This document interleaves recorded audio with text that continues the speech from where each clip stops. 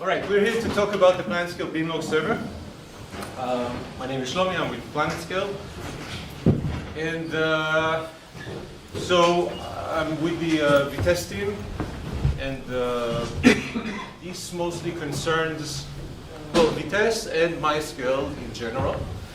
And I've been writing a Binlog server in PlanetScale.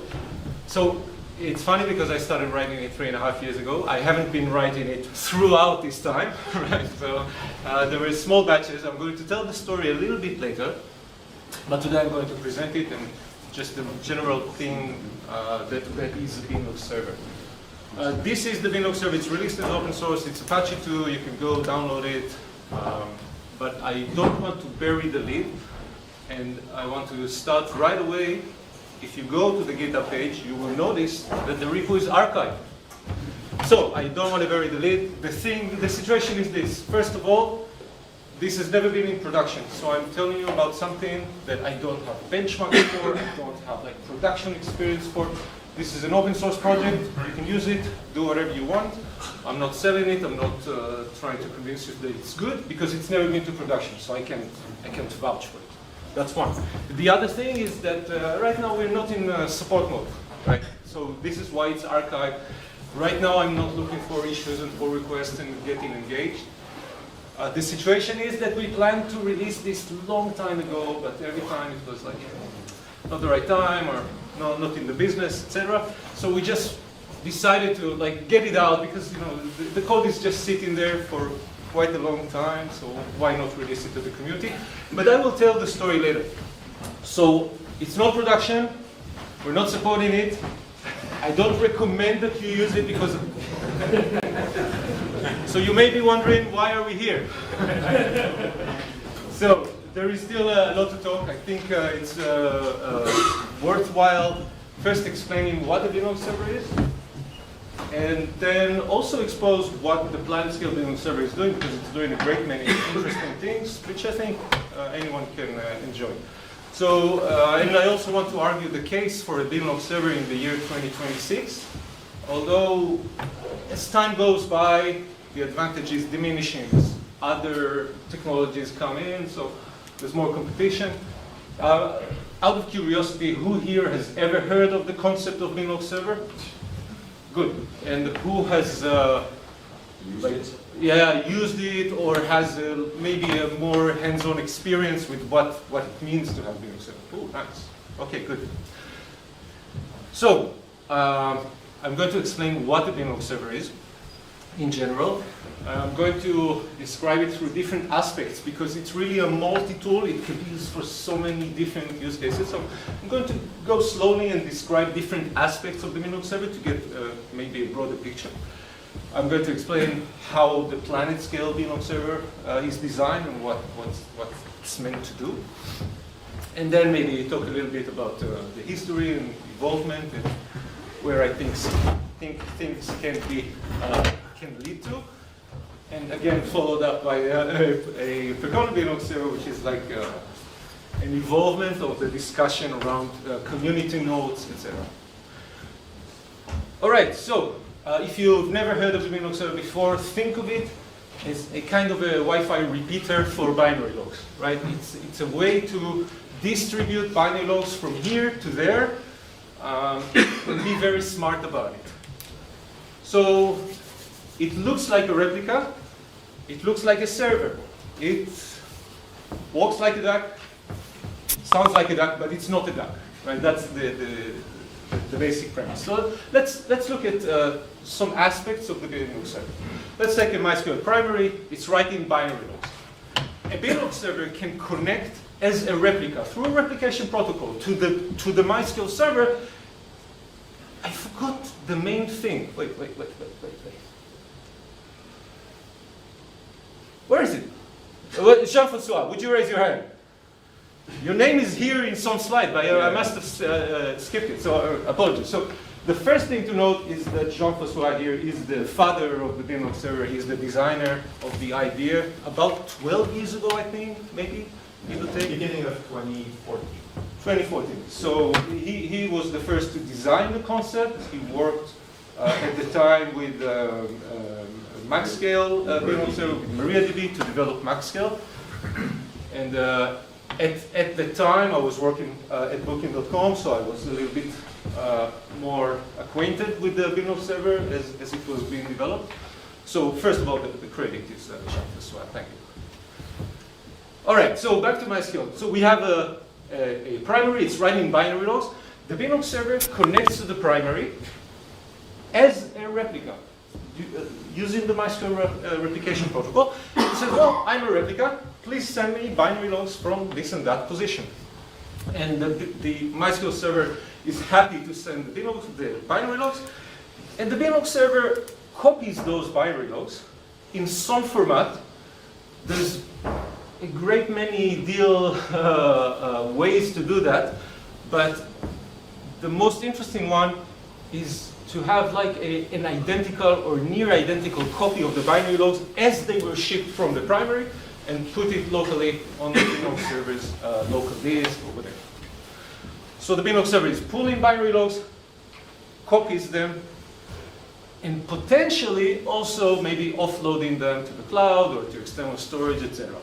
So this is the first use case for a binary log, right? Just a way to persist, maybe as a historical storage, a historical archive, or just as a place to have a great many deal of binary logs. If your data set is very large, if your database is very large, and the database takes space, if you take away that space, because the binary log, the Binlog Server doesn't store tables and data, it just stores binary logs, you can use that space to store more binary logs, right? In this most simplistic way of thinking, the Binlog Server is a way to just store binary logs without all the excess overhead of the data. Just to complete on this, like the database usually has SSDs. The Binlog Server can have just hard bits because it's sequential writes all the way, so it's less expensive. Correct. So it's a cheaper way. It's also a cheaper machine because the process of the Binlog, like the PlanetScale Binlog Server, the binary is 24 megabytes binary. It's nothing. It's nothing on the memory, nothing on the CPU. What is the difference so far with that and compared to the link rsync on the directory? Why not just rsync? Because the Binlog Server really speaks the protocol, so it can acknowledge commits as a semi-sync replica. If you remember, do you remember at the time, maybe some of you remember, at the time Facebook had what they called the Binlog Tailor. Yeah. And then they created their own Binlog Server, which replaced the Binlog Tailor. The idea was that they wanted a neutral server to send semi-sync acknowledgements to the primary that is not any specific replica. So the Binlog Server, speaking the protocol, can acknowledge events. And that's really interesting in this case. And I'll talk about it a little bit more. The other thing to mention is you can stream it almost real time. Because basically, because of the low overhead, you can be like up to a message or two behind, which is like less than sub-milliseconds even, depending on the networking. And that means that basically rsync, you've got to copy a file over and it takes a while, and you've got to check when you want to copy the next one, and blah, blah, blah. And this is basically real-time streaming. Correct. Okay, so far so good? All right, so the PlanetScale Binlog Server does that. You can run it as a command line, point it to a primary.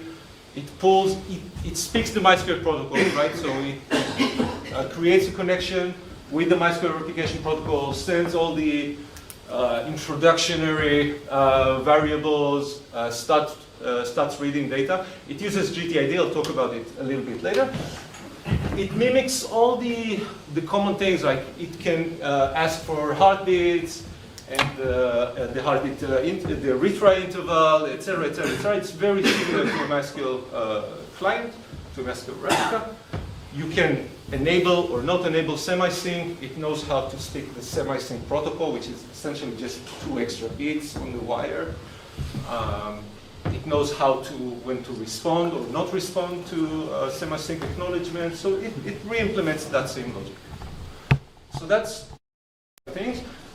The PlanetScale Binlog Server also knows how to offload things to S3. So that was a use case that we're still thinking, we're still considering, just to push any binlog that has been completed and acknowledged by the primary. Okay, we have the rotate event. I'm done writing this binary log. Okay, the binary log is completed on the binlog server.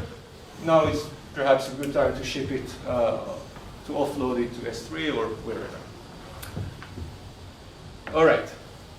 So the PlanetScale Binlog Server does a near exact copy of the binary log. It's essentially a byte for byte. So if you know with MySQL replication, MySQL replica takes the binary log and rewrites it as a relay log, but it has different names for the relay log. It can rotate at different times. So it's the same events, but it's not byte for byte, right? It's not identical. With the Binlog server, it's byte for byte, except for a few things. It does rename the binary log for reasons I'll explain shortly. And because it renames the binary log name is actually part of the rotate event in the binary log, so it needs to edit just a few more things in the binary log itself. But other than that, and there's another byte that says whether the binary log is actively written or not. Skip that. Other than that, it's an identical copy. All right. It also knows how to do all the binlog protocol, replication protocol stuff, like requesting for heartbeats, like diagnosing the format event, the previous GTIDs event, the rotate event. But otherwise, currently, it is completely ignorant of the contents of the actual data, or the actual events. It doesn't understand DML, it doesn't understand statements, it doesn't care. Like, it knows that there is event, it knows the type, but it doesn't care. It doesn't try to understand, it doesn't try to interpret the content of the binlog, and that's an important observation. Yes? So filtering is not possible? Right now, no. Yes, but I'll talk about it later, and maybe in the following session we'll hear that. Okay, so it just, because it's still not production, I just did like an excessive use of the file system. Like you get the standard binlog files, you get like a lot of small files which you would normally use, you would normally write into some transactional key value store or whatever, SQLite or whatever it is. But right now it's all like just dumped, like the MySQL bin index. It's pretty much compatible with the MySQL binlog index file. Everything is kind of textual, it's very easy to debug, but if you want to productionize, that's like one of the first things you're going to do. So you can see that the file names are rewritten. Like these don't look like your common MySQL binlog file names, and that is intentional. And these will just go sequential forever. 1, 2, 3, 4, forever. There seems to be enough numbers here to last forever. All right, that was one thing. Another aspect of the binlog server. Let's say we have a running binlog server. It's just a standalone, right? Then a MySQL replica can connect to the binlog server, say, oh, hi, I'm a replica, can you send me your binary logs? So now the binlog server pretends to be a MySQL server, but it doesn't serve any data, it doesn't serve almost anything, it only serves the MySQL protocol. That's all it does. So it needs to know about the protocol, it needs to know what the replica might expect, and essentially it's only going to accept com binlog dump GTID, right? I want to start getting bin logs from this GTID, and if the binlog server has that GTID somewhere in the binlog, it will find the correct binlog file and start streaming from that binlog file and onwards to the replica. It looks like a MySQL server, essentially. Now, there's miniature details, like how does it advertise the version, etc. It's not very interesting. It just looks like a MySQL server, and the replica is just trusting it that it's going to ship the correct content. Okay, so far so good? All right. So again, and this is also, if you could push to S3, then we can probably pull from S3. And there's room for improvement here. Like you can think about the binlog server is something that dynamically pushes and fetches binlogs around. Right now it doesn't, the PlanetScale Binlog Server knows how to pull binlogs from S3, but not like on demand. It's not like it's streaming binlogs from S3 or anything like that. But this is a direction where you can think of, you know. And also, presumably, it's you configure to talk to an explicit. I mean, I know it's from time ago, an explicit upstream server. Correct. It's not aware of topology or anything else because it doesn't matter. It could be with GR or something. It could detect the topology and it could fail over if the upstream disappears. We're talking about this imminently. All right. So this is the use case number 3, which is feeding binlogs to a replica. And the most immediate use case is like a point-in-time recovery, right? Your server, you're recovering from backup. Maybe it's just a normal restore. You're recovering from a backup that is 3 days old. Maybe your normal MySQL servers don't have 3 days old worth of binary logs. So you can use the binlog server to just catch up those 3 days and then connect to the normal topology, or you can maybe just use it as a point of time restore to the MySQL replica. Again, this looks, you say start replica, what's this syntax? Start replica to GTA, to position, I forget the actual syntax. So you can, as far as the binlog server, it doesn't care. As far as the MySQL replica, they don't care. It's just like the normal MySQL replica will process until some position. So it's just a way to offload the binlog server serving outside the protocol, outside the cluster. Questions so far? Well, are you going to talk about the failure of the primary? Yes. All right. So the PlanetScale Binlog Server does support that as well. So you say, I'm going to serve on this port, and let's start automatically. You can, there's also a gRPC and HTTP API to start and stop, but that's another use case. So if you combine the two, you can pull, you can push, right? You can get binlogs, you can serve.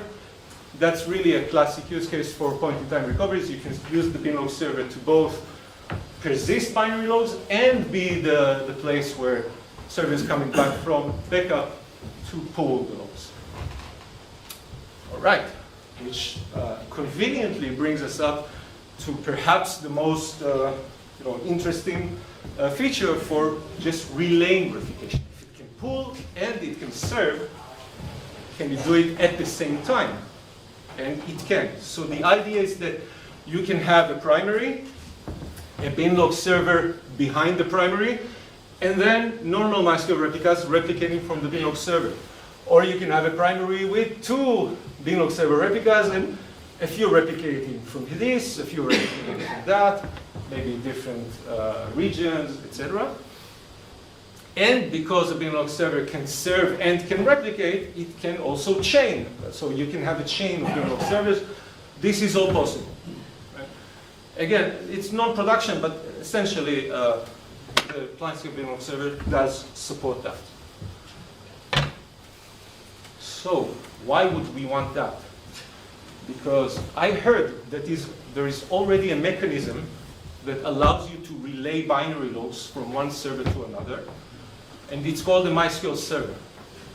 Right? You can use MySQL for relaying binary logs, an intermediate replica or a local replica or however. So this comes with the product. This is native, this works, but it comes with a lot of baggage. There's quite a few constraints and limitations to this technique. So if you wanted to use MySQL as a relay mechanism, you are subjected to a few problems.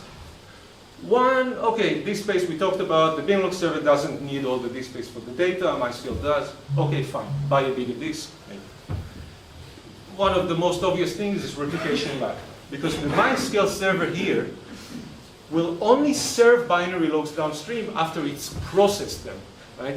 It will only serve something that it has produced itself. It doesn't serve the relay logs that it's pulling from the primary. It's pulling the relay logs applying them, generating binary logs, then serving them downstream, and that's replication lag, and that means if this server is lagging, then this will too. And the Binlog server does not suffer from that specific concern. As soon as it gets a binary log from the primary, it's not the full binary log, just the event, it's then eligible to also deliver the event downstream. So up to maybe performance implementation, there's nothing to hinder it from just pushing that event immediately. So it doesn't suffer from replication lag. Another thing is that this MySQL server actually rewrites the event. The product of the binary logs that are the products of this relay server are not necessarily identical to the original. There could be mistakes, there could be intentional changes. So like at the time we were upgrading from 5.6 to 5.7 or 5.7 to 8.0, there is a different mechanism going on, right? There's a little bit of different data inserted into the binary logs. Someone will remember we were changing, we were doing that with Orchestrator. We were telling Orchestrator pseudo GDIDs, and between 5.6, 5.7, they added some. I don't remember exactly the details, right? But the events looked differently. There was extra events. Something was different. They don't look the same. So if you want to get an authoritative copy of the binary logs from the primary, the Binlog server could serve you that authoritative data as opposed to something that's being rewritten. The rewrites are important for versioning. You know that it's always safe to replicate, say, from 5.7 to 8.0, from 8.0 to 8.4, because that's how the MySQL mindset works. You should be able to upgrade within the replication tree. But the reverse is not correct. You shouldn't be able, or you can't trust to be able to replicate from 8.0 to 5.7, or from 8.4 to 8.0. 8.4 to 8.0 seems to work just perfectly fine, but you cannot trust that. So there is a risk of different content, a risk of maybe someone didn't do the read-only on the replica, did an optimized table. I don't know, you end up with error GTIDs, you end up with something slightly different. It's again a barrier. And different log names and rotation. It's a small thing, let's not discuss this. If you don't have replica preserved in order, you will also end up with this section in the different orders. Correct. That's correct. Okay, so now let's talk about MySQL failover. If we are using MySQL as a relay mechanism, we are running into many problems, and at the time I've written Orchestrator to deal with many of these problems. So consider a situation where we might have a 5.7 primary here, 5.7 relay server here, and an 8.0 replica here. Let's say this 8.0 is the most advanced replica of them all when the primary crashed. So this has all the events we need. This has less events. We should promote this because it has more data. We don't want to lose data, so we want to promote it. But if we promote it, that means we will need this 5.7 replica to replicate from an 8.0 primary. That's not going to work. So we might need to have to end up promoting the 5.7, even though it has less data. But even if it's the same version, what if everything is 8.0, right? What if at the time this crashes, this server replicated or got the most up-to-date relay log, right? It was able to replicate all the relay logs, but is lagging because it's busy doing something, right? So it's 3 minutes behind in runtime. But up its sleeve, it has enough relay logs to catch up to the moment of failure. This server is missing 3 relay log events, but otherwise it's fully up to date, right? It's caught up.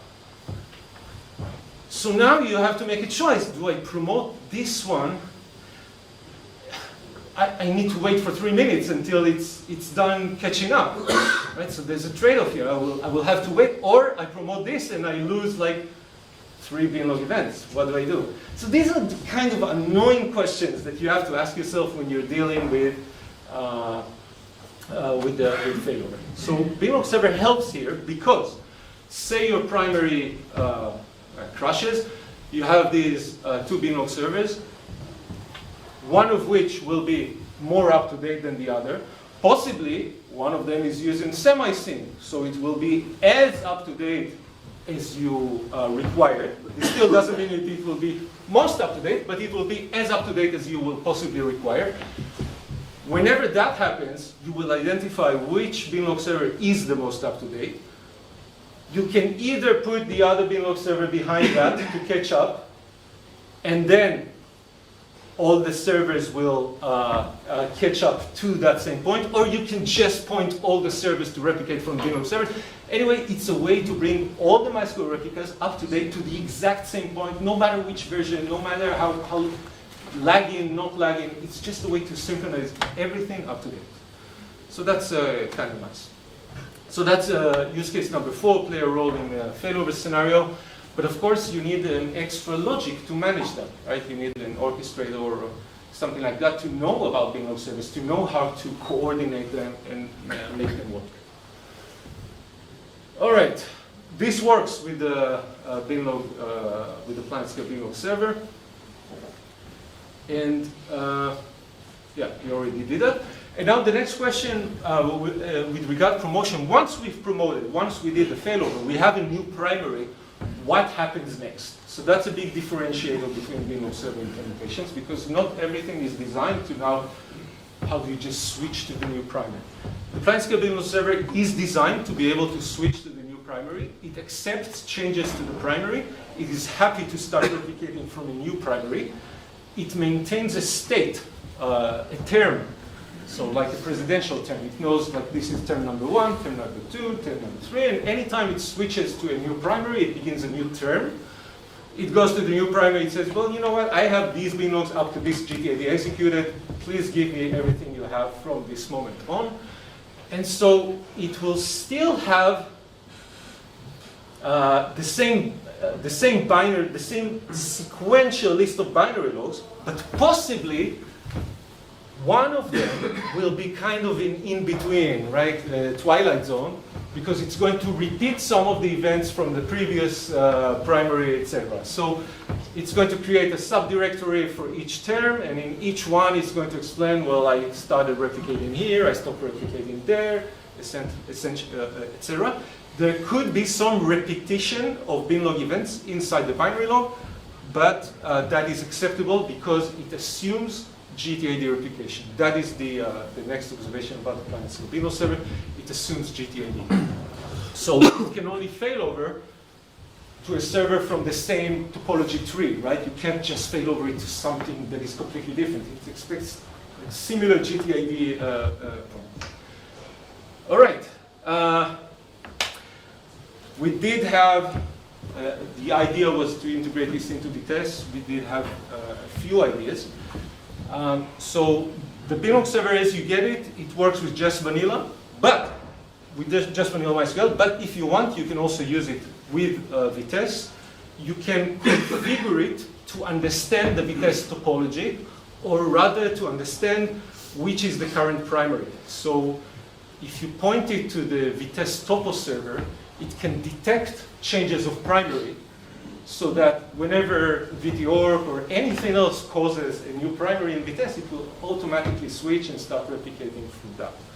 It also serves a gRPC, a Vitess-specific gRPC endpoint, which is like a VT tablet gRPC, which means if we rewrite or if we implement VTORC to work with that, VTORC can look into the Binlog server and think it's a Vitess tablet, and thereby be able to just do whatever VTORC knows how to do, the promotions, etc. All right, I have 1 minute left. Sorry, one other thing is filtering, but I'm running a little bit out of time, so that's something we did not end up implementing. That was another design idea where the Binlog server could serve the sharding mechanism in Vitess to help filtering the specific events based on the sharding key, or just filter out specific tables, rows, etc. that is not implemented. Yeah, so we're just releasing it to the community. I was holding off for a few years with that because we always wanted to bring it to production and then release, but we ended up not bringing this to production. So last December, I said, okay, it's December, everyone's away, I can release that. And then Pekona issued this blog post, and then Pekona issued this blog post, and so, oh shit, no, they're releasing the Binlog server. And I was just about the next day to release, and I didn't want to come off like, it's passive aggressive something.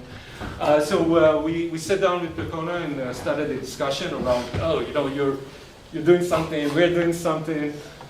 So there is a discussion, there's no results, but there's like kind of thinking, where should we go with Binlog servers? And this discussion is just initial. I'm curious to hear what Yura has to say, and that's it for me. I'm happy to answer later because I'm running out of time. Like, what are the reasons we didn't get to production, etc. Good reasons, essentially, but yeah. Then you go back to a slide where you chain Binlog servers. Where you chain Binlog servers. Yes. This. That's good. Okay. So one thing, so let's assume on the left that it's semi-sync and there's no Binlog servers, and you want two semi-sync after. Okay? So the primary will not complete it, but one of the replica will have the event and might execute it. Correct. So in that respect, you can have a replica which is ahead of the primary. Correct. Okay. And this is what I call the n+2 correct. problem. And by chaining Binlog servers, you guarantee that an event is at least in two places before it's applied on a replica. So there's a nuance about chaining Binlog servers that allows you to persist the binlog in more place before executing it in a replica. So there's another interesting nuance here where Binlog server brings an interesting feature which is not anywhere else except group replication. Thank you. All right, thank you all.